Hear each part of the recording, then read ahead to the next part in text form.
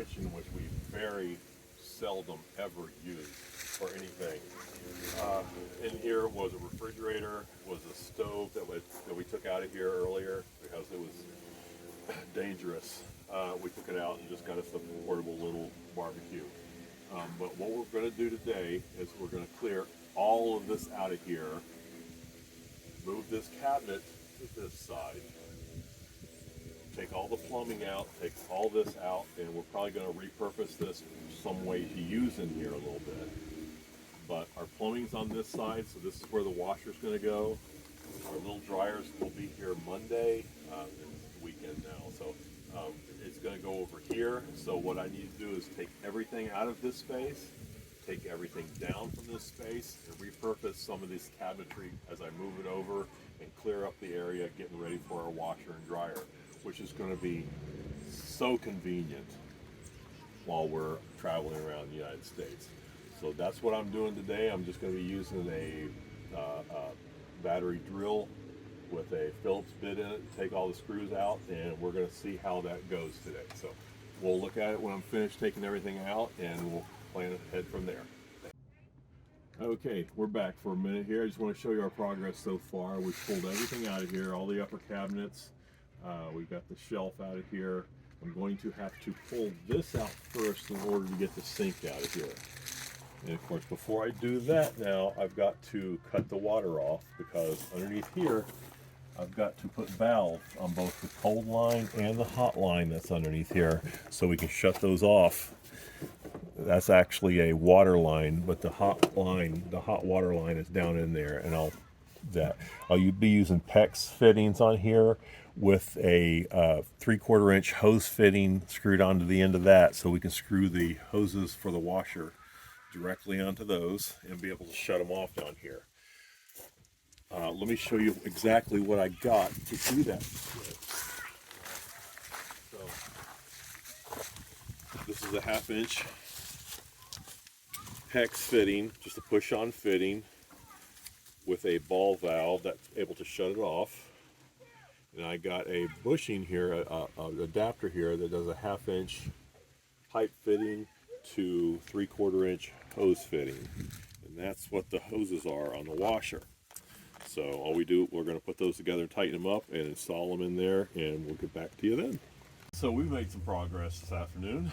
I've pulled all the cabinets out and got all that set aside. I'm going to try to rebuild these to put some storage up over here over the dryer area. But let's concentrate on what we've done as far as the washer. So as you can see, I use those PEX fittings.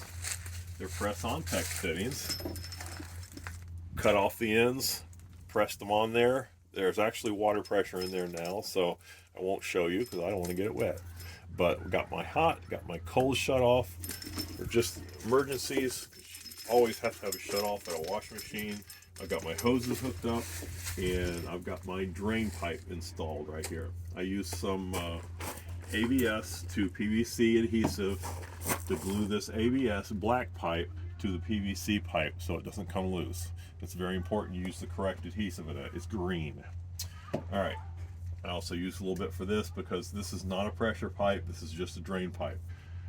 That's why it's so high. I want it to be as high as the top of the washing machine water at least. So if anything happened, it won't back up. It will drain out of the washer instead of overflowing in here. This right here was a backup preventer, and I left that on there too because I think it's just a good idea to keep water from flowing back up into here and overflowing. So that's just a little flap in there. You can take that off and look at it if you want, but it's just a backup, just a flat backup preventer. All right, so now I'm going to go ahead and put the washer in here and hook it up and test it, and we're going to see if that works before we go any further.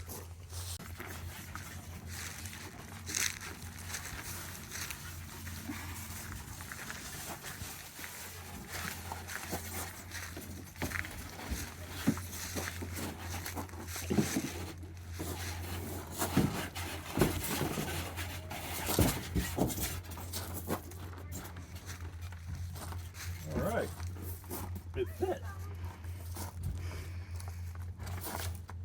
All right, we get all the hoses hooked up, everything needs to be done. I'll turn this thing around and we'll test it. Hey, welcome back to Right on the Road. If you'll remember, we've been working on the washer dryer renovation on the camper here, and it's now absolutely complete. Everything works, tested, and let me show you what we've done here and a couple of tips to help you out if you plan on doing this yourself. So here goes the big reveal. Ta-da! So what we have is our washer, our dryer, and they fit in there nicely.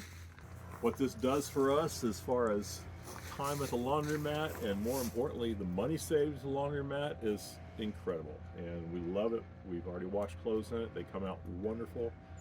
I just can't tell you how glad we are about this project. But let me run over a couple of little things with you here so you know exactly what to look out for.